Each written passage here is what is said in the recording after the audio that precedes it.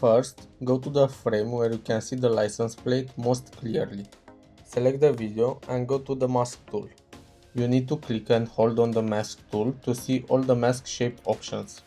Now, with the mask tool selected, draw a mask that will cover the license plate. After you create the mask, it will appear under Unassigned Masks.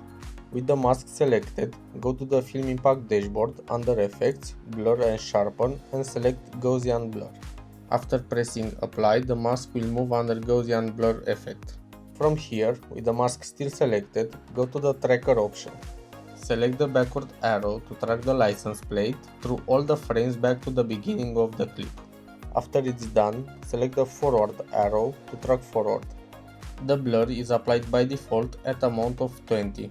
If that's too strong for your use case, scroll down. Below the mask, you will find the Gaussian blur intensity controls. Set the amount to whatever works best for you and you are done. Was this helpful? Let me know. Still having trouble? Describe your issue in the comments and let's fix it together.